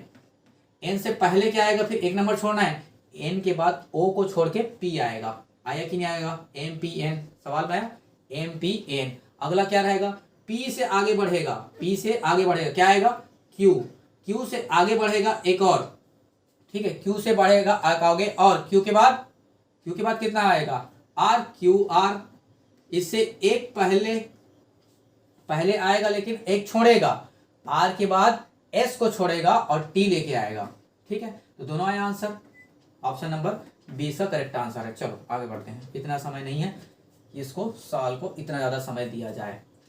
दो पद अगला ज्ञात करना है, ये नंबर का है। अभी क्या देखा, अल्फाबेट में हमने देखा, ठीक है, अल्फाबेट में देखा कि क्या क्या नंबर आ रहे हैं। अब क्या देखने वाले हैं, नंबर्स में सोचना है कि क्या आएगा, नंबर्स में सोचना है कि क्या आएगा। ध्यान से देखो, हम यहाँ पर सॉल्व कर लेते हैं, ठीक है, थोड़ा सा बड़ा कर लें, चलो थोड़ा सा बड़ा कर लेते हैं सवाल को, ठीक है। चलो देखो सवाल 6 से 11 गया, 6 से 11 गया। अगर 6 और 11 का डिफरेंस देखूं, 6 से 11 गया और 6 से 11 का जो डिफरेंस देखूं वो कितने का है, प्लस 5 का है। 6 5 11 होता है, प्लस 5 का है, ठीक बात है। और 11 से 15 गया, 11 से क्या गया, 15 गया, ये कितने का है, प्लस 4 वाला बात है, प्लस 4 वाला बात है। 15 से 18 गया, कितने का गैप है, प्लस 3 वाला बात है। तो सीरीज आपको समझ में आ रहा है, +5 +4 +3 फिर +2 आना चाहिए, आ भी रहा है दिखने से, +2। तो सारे सवाल को ना ऐसे लिख के आपको सॉल्व नहीं करना है, एक बार आपको समझ में आएगा तो डायरेक्टली यहाँ पर पहुंचना है, डायरेक्टली यहाँ पर पहुंचना है। अब कितना आएगा, एक बार जाएगा, +1 कर दो, आंसर क्या जाएगा 21। यहाँ से +0 कर दो, क्योंकि यही तो आएगा, 5 4 3 2 1 0, कितना जाएगा 21। 21 और 21 इसका करेक्ट आंसर है, option number C, option number C इसका करेक्ट आंसर है। समझ में आया, आगे सवाल करते हैं। नेक्स्ट सवाल है बड़ा छोटा वाला, ठीक है, बड़ा छोटा वाला सवाल है। 5 मित्र है, जैसे आप लोग 5 दोस्त रहते हो ना, वैसे ही 5 मित्र है, लेकिन उसके हाइट क्या है, अलग अलग है। जरूरी तो नहीं है सभी दोस्त का हाइट सेम हो, ठीक है, ऐसा तो जरूरी नहीं रहता। तो यही हाइट वाला सवाल है, बहुत ध्यान से देखेंगे, पजल का एक सवाल है। इस टाइप के पजल के सवाल आते हैं रीजनिंग में। आप देखेंगे कि CGPSC में ना रीजनिंग के सवाल सबसे ज्यादा रहते हैं, रीजनिंग के सवाल सबसे ज्यादा रहते हैं। तो सवाल को सॉल्व करते जाएंगे, 5 साल के सॉल्व करोगे, मुझे नहीं लगता कि आपको उसके बाद कोई तैयारी की जरूरत होगा, क्योंकि क्वालिफाइंग रहता है CGPSC का C सेट। 33 नंबर लाने हैं आपको, जनरल वाले हो तो 33, ठीक है, 33 सवाल आपको सही करना है। अगर आप ST SC OBC वाले हो तो 25 सही करना है, सॉरी 23 सही करना है, ठीक है। तो इतना सवाल आपको सही करना है। 5 साल के सवाल को लगाते लगाते ना आपके हर एक वैरायटी क्लियर हो जाएंगे, ठीक है। तो इस सीरीज को आप देखिए, आपको निश्चित ही फायदा जरूर मिलेगा। मैं आपसे मिलूंगा 11 तारीख को, ठीक है। 11 तारीख को सीजीपीएससी का पेपर देखूंगा, 12 तारीख को आपके लिए वीडियो भी बना दूंगा कि किसका कौन कौन सा आंसर है, ठीक है। चलो सवाल को तो पहले इसको सॉल्व करते हैं। PQRST, ठीक है, ये 5 मित्र हैं, 5 दोस्त हैं। टी को बोला जा रहा है, टी जो है ना एस से छोटा है। ये जो टी है ना, टी नाम का जो बंदा है या बंदी है, जो भी है, टी नाम का जो बंदा है वो एस से छोटा है। एस से क्या है? छोटा है। ये जो है एस से छोटा है, यानी कि एस क्या होगा? बड़ा होगा। सही है, एस जो है क्या होगा? बड़ा होगा। पी से लंबा है, लेकिन ये जो टी है ना वो पी से क्या है? लंबा है। पी से क्या है? लंबा है। समझ में आया? आर जो है एस से लंबा है। आर जो है एस से लंबा है। एस से लंबा कौन है? आर है। आर जो है एस से लंबा है, ठीक है। आर जो एस से लंबा है। और क्यू एस से थोड़ा छोटा है। क्यू को बोला जा रहा है एस से थोड़ा छोटा है। देखो ध्यान से, क्यू को बोला जा रहा है एस से थोड़ा छोटा है और टी से थोड़ा लंबा है, यानी कि क्यू जो आएगा इन दोनों के बीच में आएगा। इन दोनों के बीच में आएगा क्यू, ठीक है। इन दोनों के बीच में ही आने वाला है क्यू। समझ में आया? अगर मैं पूरा लिखना चाहूं तो पी आएगा, फिर इसके बाद टी आएगा, फिर इसके बाद क्यू आएगा, फिर इसके बाद एस आएगा, फिर सबसे बड़ा कौन आ जाएगा? आर। सवाल में क्या पूछा है? सबसे छोटा और सबसे लंबा। तो सबसे छोटा तो पी है और सबसे लंबा कौन है? आर है, यानी कि ऑप्शन ए इसका करेक्ट आंसर। बहुत ही सरल सवाल था, ठीक है, कुछ भी नहीं था सवाल में। आगे बढ़ते हैं। नीचे दिए गए चित्र दिया गया है, ये आपका पजल का ही सवाल है, नंबर पजल का। इसको मैं थोड़ा बड़ा कर लेता हूँ, ठीक है, इसको थोड़ा सा बड़ा कर लेते हैं, आपको इजीली समझ में आएगा। चलो ठीक है, पर्याप्त है। ये हिंदी में दिया गया, इंग्लिश में दिया गया, कोई ऐसा अंतर नहीं है। देखो तो इसमें क्या है, हमको समझना है कि किस पैटर्न में वो चल रहा है। जैसे यहाँ पर पहचानना है तो हम क्या कर सकते हैं? 2 तरीका है। एक तो आप इस तरह में आगे बढ़ें, या दूसरा तरीका है आप इस तरह से आगे बढ़ें, तभी ये सवाल नंबर का मिलेगा। ये जो क्वेश्चन है क्वेश्चन मार्क है ना, इसी का हमको क्या निकालना है? आंसर निकालना है। तो तरीका क्या है? इसी को हम निकाल सकते हैं। तो एक तरीका हमको सीधा इस तरह से जाओ, दूसरा तरीका ऐसे जाओ। देखते हैं किसमें आंसर मिलता है। सबसे पहले कहाँ जाए? ऐसे ही चले जाते हैं। चलो इसी तरह से आई से के गया, आई से के गया, कितने का गेप आया? आई 9 होता है। रैंकिंग याद करना है, ठीक है। रैंकिंग याद करोगे जल्दी से आपको क्या मिलेगा? फायदा मिलेगा। और जो हमारा, एक और चीज बता देता हूँ ये पे, जो हमारा टारगेट बैच चल रहा है इसी यूट्यूब चैनल पे, टारगेट बैच, उसमें मैथ्स और रीजनिंग को टॉपिक वाइज क्लियर करूंगा, उधर से टाइप वाइज भी क्लियर करूंगा। गारंटी देता हूं कि इसके जो रैंकिंग है ना, एक ही क्लास में आपको रटवा दूंगा, याद हो जाएगा। नींद में भी आपसे पूछेगा ना कि पी का रैंकिंग क्या है, आप बोलोगे 16 है। आपको बोला जाएगा एस का रैंकिंग बताओ, तुरंत हाथ खड़े होगा 19 है, ठीक है। क्यू का पूछेगा 17 है, ठीक है। एम का पूछेगा 13 है, डब्ल्यू का पूछेगा 23 है। ऐसे आप आंसर देने लगोगे, ऐसे आप आंसर देने लगोगे, ठीक है। तो टारगेट बैच आप देखिए, इससे आपको निश्चित ही और फायदा होगा। अभी तो हम डायरेक्ट सवाल को कर रहे हैं क्योंकि ये प्रीवियस ईयर सवाल है। चलो आगे बढ़ते हैं अपने सवाल में। I9 K11, ठीक है, ये होता है 13। तो अगर गेपिंग देखा जाए तो 9 से 11 गया, 10 को छोड़ा, ठीक है। 11 से 13 गया, किसको छोड़ा? 12 को छोड़ा, ठीक है। अगर यही पैटर्न या इसी टाइप के पैटर्न आगे भी फॉलो करेंगे तो हमको आंसर जल्दी मिल जाएंगे। पी का 16, क्यू का 17 और ये 18, ये तो लाइन से चल रहा है, 16, 17 और 18, ठीक है। अगर कोई और पैटर्न फॉलो किया तो देखते हैं। ये हो गया 4, जी का होता है 7। अब देखते हैं कुछ फॉलो हुआ क्या। हाँ, गुड गुड गुड, ये फॉलो मिल गया हमको, आंसर मिल गया, आंसर मिल गया। देखो बीच वाला जो नंबर है ना, इसमें एक छोड़ा जा रहा है, 16, 17, 18, मतलब लगातार चल रहा है, +1 ऐसा चल रहा है। लेकिन ध्यान से देखोगे यहाँ पर, देखो बीच नंबर को छोड़ दिया जा रहा है, ठीक है। तो यहाँ पर 0 गेप, यहाँ पर 1 का गेप, यहाँ पर देखो 2 का गेप। पैटर्न मिला कि नहीं मिला? यहाँ पर 0 का गेप, यहाँ पर 1 का गेप, यहाँ पर 2 का गेप। तो उस हिसाब से यहाँ पर 2 का गेप जब देगा तो आंसर क्या आना चाहिए? यहाँ का 2 का गेप देगा तो 7, 3, 10, यानी कि जे इसका करेक्ट आंसर होना चाहिए, क्योंकि इसका होता है 10, ठीक है। 10 होता है। 8 और 9 को छोड़ेगा तभी तो 10 आएगा, 5 और 6 को छोड़ा तो 7 आया, ठीक है। तो कितना आ जाएगा? 10। आंसर क्या आ जाएगा? अरे वाह, नन ऑफ दिस, क्योंकि ना ही आई आता है, ना ही एच आता है, ना ही आई, ना ही के। ऑप्शन क्या आ जाएगा? Option D, none of this इसका करेक्ट आंसर है। ठीक है, आगे बढ़ते हैं नेक्स्ट सवाल पे। अगला सवाल है आपके टीवी स्क्रीन पर। सवाल को सॉल्व करते हैं। मजा आ रहा है सवाल को सॉल्व करने में? मजा तो आएगा ही, हमारे साथ पढ़ोगे तो मजा तो आएगा, क्यों नहीं आएगा। 4 मित्र है, अगेन आप लोग 4 मित्र है। कितने लोग हो आप लोग? 2 नहीं हो, ठीक है, कपल की बात नहीं कर रहे हैं, 4 मित्र, दोस्त की बात कर रहे हैं। ठीक है, 4 मित्र हैं, 4 मित्र है, F1 F2 F3 और F4। ठीक है, क्या खेल रहे हैं लोग? कैरम खेल रहे हैं। कैरम खेलना है कभी? बचपन में कैरम खेलते थे, हमने तो खूब खेला है कैरम, बहुत खेलते थे। गर्मियों की छुट्टी होती थी ना, तो हम कैरम खेलने जाते थे।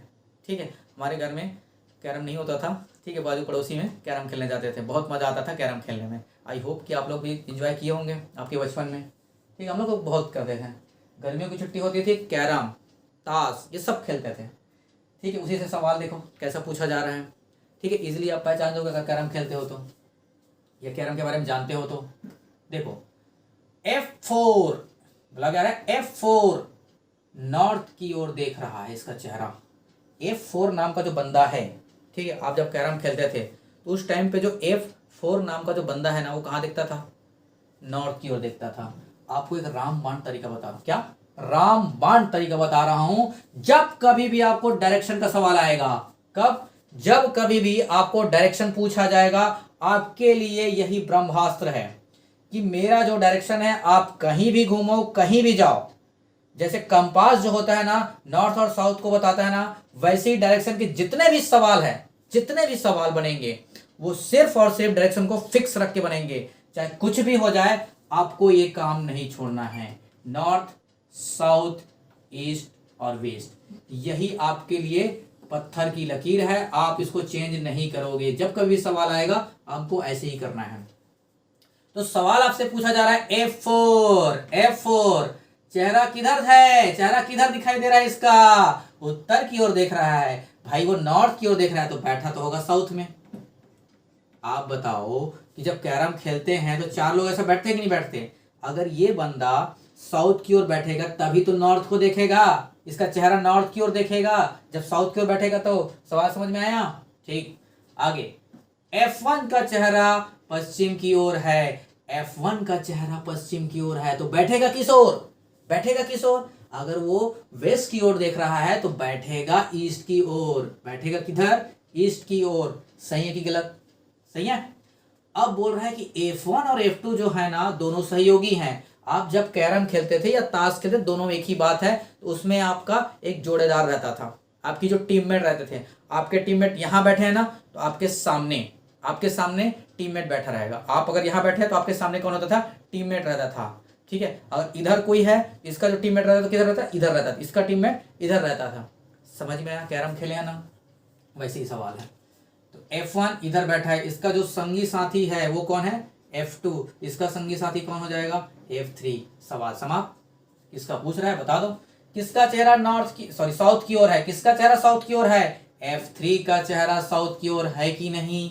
F3 का चेहरा नॉर्थ में बैठेगा तभी तो साउथ की ओर देखेगा। ऑप्शन बी इसका करेक्ट आंसर है। ऑप्शन बी इसका करेक्ट आंसर है। बढ़ते हैं आगे सवाल में। बहुत ही बेहतरीन सवाल देखो, मिश्रण मिक्सचर का एक सवाल है। क्या सवाल दिया है देखो, आपका दिमाग थोड़ा सा घूम सकता है ये सवाल बनाते वक्त। देखो ध्यान से, रेत और लोहे के 1 kg मिश्रण है। मिक्सचर में कितना है? एक मिक्सचर बनाया है, उसमें रेत है, उसमें लोहा है। क्या है? रेत और लोहा, दोनों चीज है। एक मिक्सचर बनाया आपने, एक बर्तन लिया, उसमें रेत डाल दिए, उसमें लोहा डाल दिया, दोनों को ऐसा मिक्स कर दिया। ठीक है, तो उस मिश्रण में कौन है? रेत और लोहा। दोनों का जो वेट है वो कितना है? 1 kg है। कितना है? 1 kg है। उसमें से बोला जा रहा है कि 20%, उसमें से 20% क्या है? लोहा है। 20% क्या है? लोहा है। आपको बोला है कितना रेत और मिला दिया जाए, कितना रेत, ठीक है, सेंड, कितना सेंड और मिला जाए कि आयरन जो है, देखो, जिससे कि मिश्रण में, टोटल मिक्सचर में जो लोहा आयरन जो है कितना हो जाए? 10% हो जाए। पहले 20% था, अब बोला जा रहा है 10% हो जाए। क्या बोला जा रहा है? 10% हो जाए। कैसे बनाएंगे सवाल को? 10% हो जाए बोला जा रहा है। आपको बहुत बेसिक से मैं बता रहा हूँ। बेसिक से इसलिए बता रहा हूँ कि आपको बहुत ही मजा आएगा सवाल को करने में। टोटल कितना है, 1 kg है। आप मुझे बताओ 1 kg में कितने ग्राम होते हैं, इतना तो पता होगा। सर पता है, कितना होता है, 1000 ग्राम होता है। यहाँ तक बातें किसी को दिक्कत में कमी है तो बताइए। 1 kg में कितना होता है, 1000। बोला जा रहा है कि मिश्रण में कौन कौन है, एक तो सेंड है, ठीक है, सेंड है और आयरन है, 2 चीजें हैं, रेत और आयरन 2 चीजें हैं।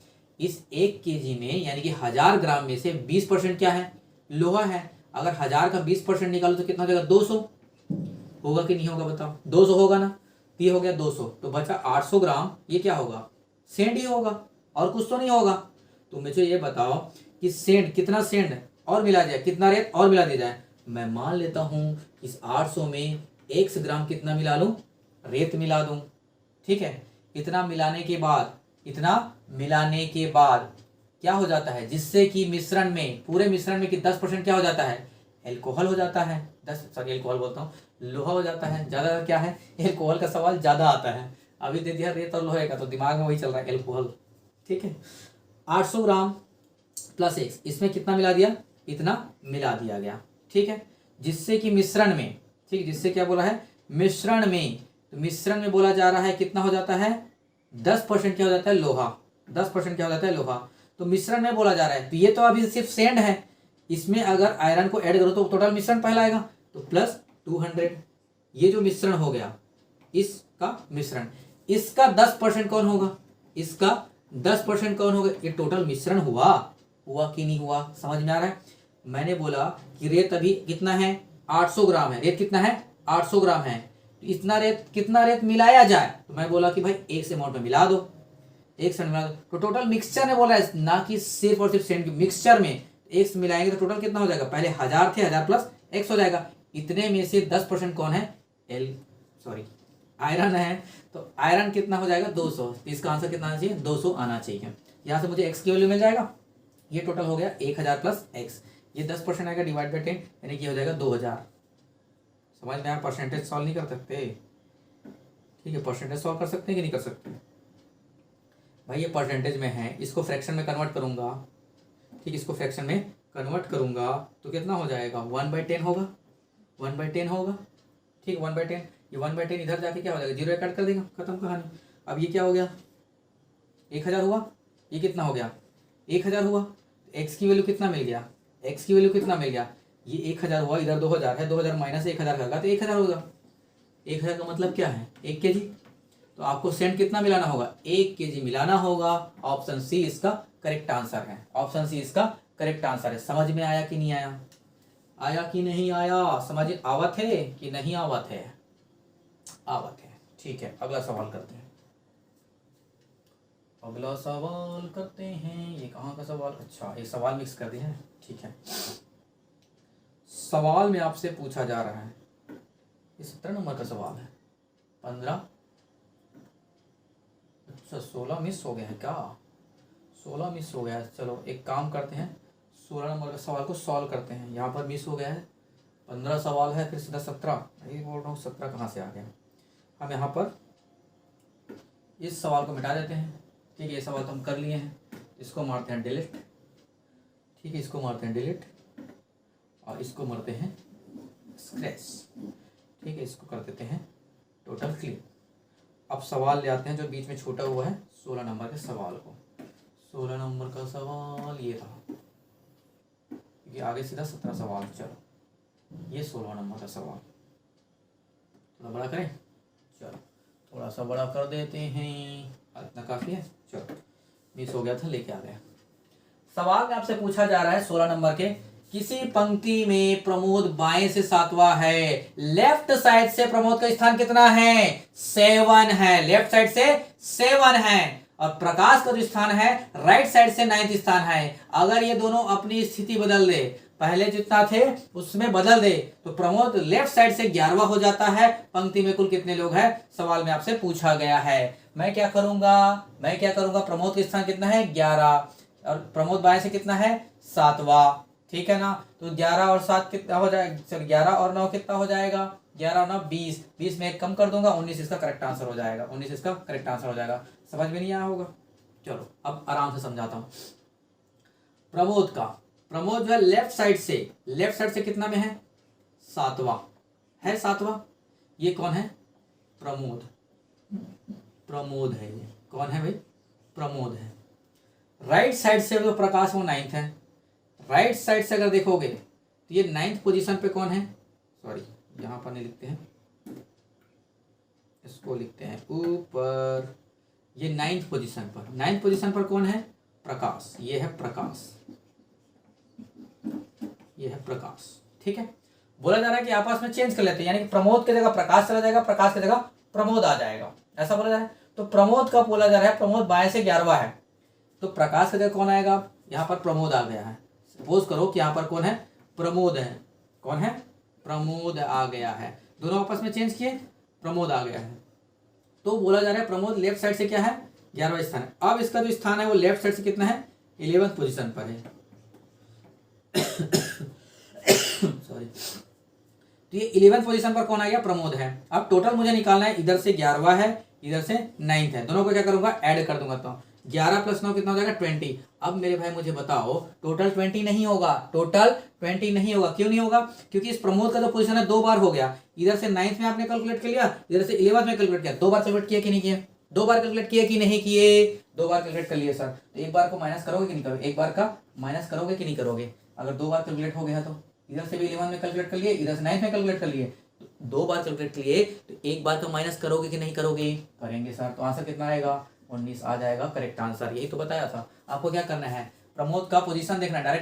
डायरेक्ट कैसे देखते हैं, प्रमोद का देखो पोजीशन क्या, 7। प्रमोद बाएं से कितना हो गया, 11वां। ठीक है, तो राइट साइड से कितना था, 9। तो 9 से मैंने क्या कर दिया था, इन दोनों को ऐड करके एक माइनस कर दिया था, बानी खत्म। अब बढ़ते हैं आगे 17 नंबर सवाल में। 17 और 18 दो सवाल है, इसी पर बेस्ड है। 17 और 18 इसी पर बेस्ड है। चलो सवाल को सॉल्व करते हैं। पाई चार्ट का सवाल है, ऐसे ही सवाल हमने कहाँ किए थे, 2018 के सवाल में किए थे। अगर आपने 2018 का सवाल देखा होगा तो आप इसको इजिली तुरंत बना लेंगे, तुरंत। चलो देखते हैं सवाल में क्या दिया। नीचे दिए गए पाई चार्ट में प्रतिशत एक परिवार घरेलू व्यय पर कितना खर्च करता है, ये सवाल में दिया गया। बार बार डिस्टर्ब करने आता है। चार्ट का अध्ययन करें, प्रश्नों का उत्तर दें। ठीक है, तो कुल मासिक खर्चा देखो यहाँ पर दिया, टोटल जो इसका 1 महीने का जो इनकम है, टोटल 1 महीने का जो इनकम है वो दिया गया कितना, 33,650 रुपया। ठीक है, 1 महीने का इनकम कितना है इसका, अगर आप 1 महीने में कितना कमाते हो, इमेजिन करो कितना कमाते हो, 33,650। मैं मानता हूं अभी नहीं कमा रहे हो, इमेजिन करने में क्या जाता है। 33,650 रुपए कमाते हो। उसके बाद अब जब पैसे आ रहा है तो खर्चा भी तो करोगे। जैसे ही आपके पास पैसा आता है तो आप खर्चा करना चालू कर देते हो। तो वैसे ही क्या करता है ये, जो कोई नाम दिया गया, नाम नहीं दिया, एक परिवार का दिया गया, परिवार का इनकम है। ठीक है, तो खर्चा करना चालू कर देता है। खर्चा कैसे कर सकता है, ABCDEF। ठीक है, इस तरह से खर्चा करता है, ये परसेंटेज है। ठीक है, ए बता रहा है कि भोजन पर खर्च करता है, किराए का, मकान का किराया देता है, मनोरंजन पर भी खर्च करता है, पिक्चर देखना भी तो जरूरी है। ठीक है, मूवी देखने भी तो जाएगा, PVR में खर्चा करेगा 200 रुपये। ठीक है, तो ऐसा खर्चा करता है। डी है, बच्चों की शिक्षा पर और भरण पोषण पर भी करता है। अब परिवार है तो बच्चों की शिक्षा भी देगा। ठीक है, ऐसा तो नहीं करेगा कि जाओ पढ़ाएंगे नहीं, उसको खाने पीने का खर्चा नहीं देंगे। ठीक है, बच्चे लोग का शिक्षा नहीं देंगे, ऐसा तो नहीं होगा। नहीं, चिकित्सा पर भी, आज बीमारी इतना बढ़ गया है, बीमारी कितना बढ़ गया है, तो चिकित्सा पर भी खर्चा होगा। भविष्य निधि, आगे भविष्य के लिए भी तो उसको बचा के रखना है। बुढ़ापे में तो बच्चे साथ देते नहीं आजकल। ठीक है, तो बुढ़ापे के लिए भी भविष्य निधि में उससे क्या करना है, जमा करना है। ये सारे खर्चा इसका दिया गया है। परिवार द्वारा सवाल में देखो, परिवार द्वारा सवाल में क्या पूछा, 17 नंबर का सवाल है। मैंने सवाल को क्या किया है, यहीं पर ले आया है। ठीक है, ये इंग्लिश में ही दिया गया है, ज्यादा घबराना नहीं कि इधर क्या दिया गया है। ठीक है, मैंने सवाल को इधर लेके आ गया हूँ। सवाल आपको दिखाई दे रहा है, चलो सॉल्व करते हैं। परिवार द्वारा भोजन और मनोरंजन पर, ठीक है, फूड और एंटरटेनमेंट पर संयुक्त रूप से प्रति माह कितना खर्चा होता है कुल राशि का। ठीक है, संयुक्त रूप से दोनों में प्रति माह खर्च की गई कुल राशि कितनी है, ये आपको सवाल में पूछा जा रहा है। ठीक है, सवाल कैसे बनाएंगे बताओ, कैसे बनाएंगे। आप देखोगे कि भोजन और मनोरंजन, भोजन और मनोरंजन यानी कि 25% दिया गया है, और मनोरंजन पर किया गया है सी ऑप्शन यानी कि 9%। ठीक है, 9%। तो 25 और 9 कितना हो जाएगा, 25 और 9 कितना हो जाएगा, देखो यहाँ पर 100% की वैल्यू, टोटल क्या होता है 100% होता है, तो 100% की जो वैल्यू है ये दिया गया है कितना 33,650 दिया गया है। अगर 100% की वैल्यू 33,650 रुपये है तो आपको निकालना है इन दोनों का, यानी कि 25 + 9 कितना हो जाएगा, 25 + 9 कितना हो जाएगा, 25 + 9 हो जाएगा आपका 34। तो 34% की वैल्यू कितना होगा ये आपसे सवाल में पूछा जा रहा है। अगर 100% की वैल्यू इतना है तो इसका 34% कितना हो जाएगा, इसी का 34%, 34 / 100 यही पूछा जा रहा है। सवाल में सॉल्व करते हैं। देखो सभी ऑप्शन सॉल्व कैसे करना है ध्यान से देखो, सभी ऑप्शन में यूनिट डिजिट देखो सब में अलग अलग है, दिखाई दे रहा है कि नहीं दिखा रहा है, सब में अगर देखा जाए तो यूनिट डिजिट अलग अलग दिखाई दे रहा है। तो क्यों ना हम सिर्फ यूनिट डिजिट को ही चेक कर लें, क्यों सबको सॉल्व करें, क्यों सामने वाला एग्जामिनर जो है हमारा प्रोसीजर तो देखने वाला नहीं है, उसको तो मतलब है आंसर दिए हो या नहीं दिए हो। तो अगर यूनिट डिजिट से ही चेक करना है तो सिर्फ यूनिट डिजिट चेक करता हूँ। यहाँ से 1 0 काट लेता हूँ, यहाँ से काट लेता हूँ 2 से, ठीक है, ये 17 बार में चढ़ जाएगा, 2 पंचे 10, 5 से इसको काट लेता हूँ, 5 से काटूंगा तो कितना होगा, 5 6 के 30 हो जाएगा, 5 7 35 हो जाएगा, 5 3 15। यहाँ पर देखो ये यूनिट डिजिट 3 है, ये 7 है, 7 से 21 यूनिट डिजिट कितना आना चाहिए 1। ऑप्शन नंबर 1 यानी कि ये ऑप्शन डी, ऑप्शन डी इसका करेक्ट आंसर है। पूरा सॉल्व करने की जरूरत नहीं है, सिर्फ और सिर्फ यूनिट डिजिट को कैलकुलेट करो, आंसर लेके आओ, टिक मारो, आगे बढ़ो, कहानी खत्म। ठीक है, नेक्स्ट सवाल देखते हैं, अगला सवाल क्या है। अगला सवाल देखते हैं आपके लिए, 17 नंबर का सवाल तो हो गया। अब 18 नंबर का सवाल लेके आते हैं आपके लिए। 18 नंबर का सवाल लेके आओ, कहाँ गया है 18 नंबर का सवाल, 18 नंबर का सवाल ये रहा। 18 नंबर का सवाल में क्या पूछा जा रहा है ध्यान से देखो, हम यहीं पर रख देते हैं और सवाल को थोड़ा बड़ा कर देते हैं। ठीक है, दिख रहा है 18 नंबर का सवाल, प्रति माह घर का किराया कितना होगा ये आपसे पूछा है।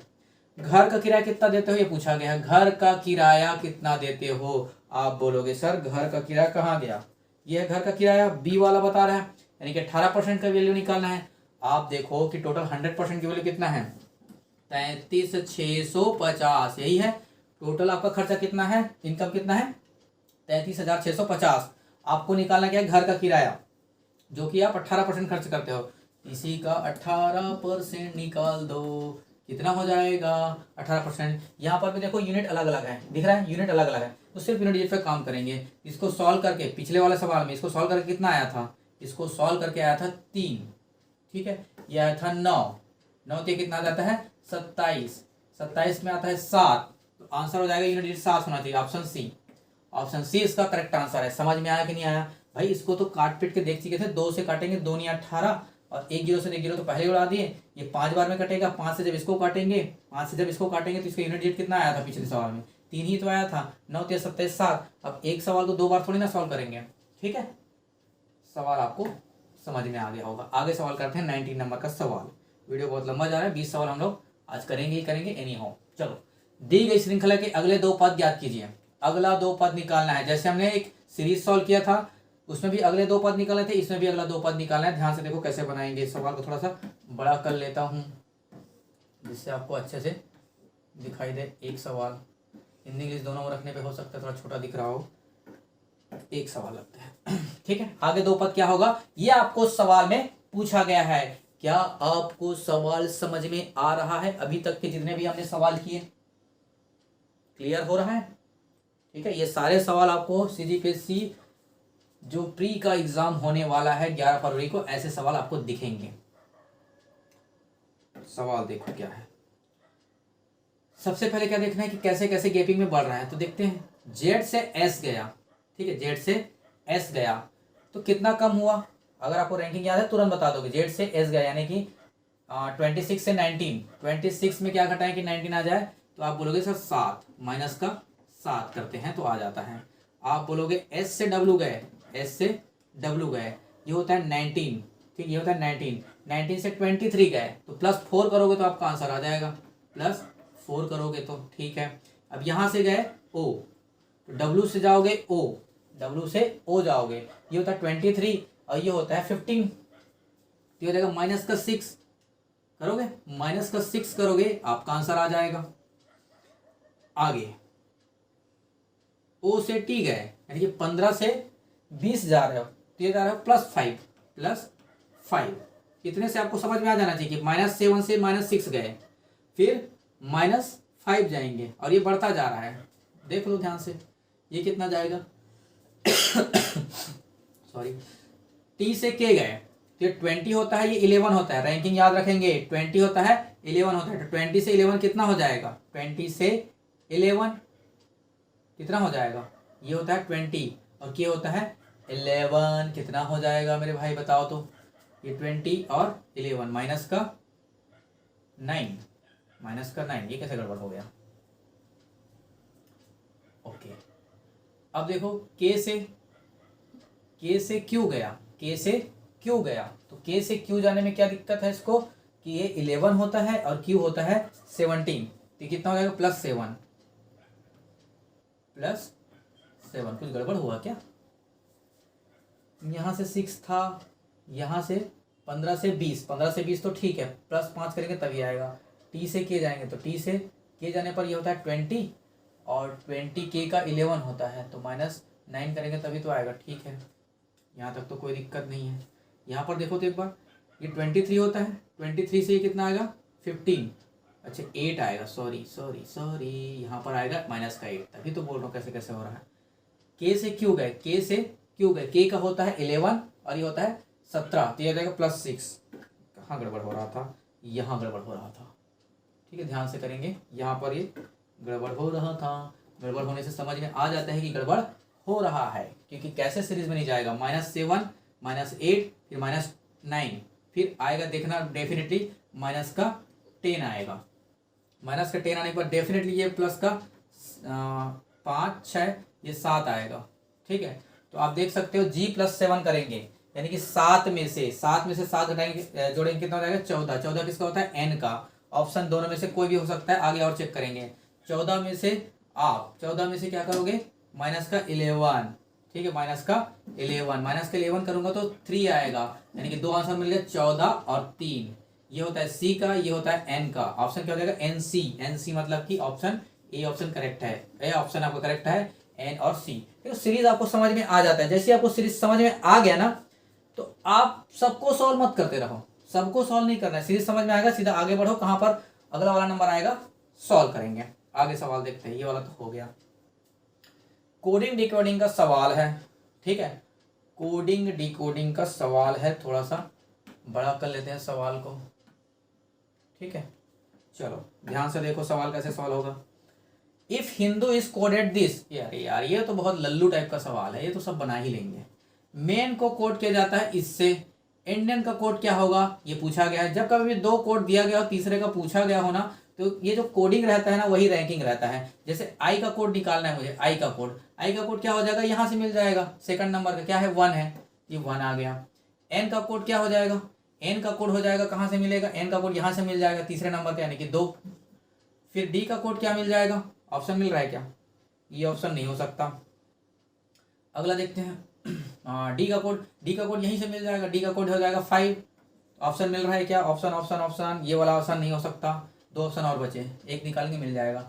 आई का कोड कहाँ मिलेगा, आई का कोड मुझे यहीं से मिल जाएगा 1, आई का कोड 1 है, ठीक है, आई का कोड क्या है 1 है, आंसर क्या हो जाएगा ऑप्शन बी, ये नहीं हो सकता। बस ऑप्शन को ध्यान में रख के आपको सॉल्व करते जाना है, ध्यान रखना, ऑप्शन को सॉल्व करके ही आपको ऑप्शन को ध्यान में रखकर आपको सॉल्व करना है। ठीक है, ऑप्शन को ध्यान में रखकर ही आपको सॉल्व करना है, पूरा सॉल्व करने की जरूरत ही नहीं है। ठीक है, तो आज हम यहीं तक रखते हैं। ठीक है, आज हम 20 सवाल तक ही रखते हैं, इसके आगे की कहानी हम लोग नेक्स्ट क्लास में करेंगे, इसके आगे के सवाल। ठीक है, चलो बाय।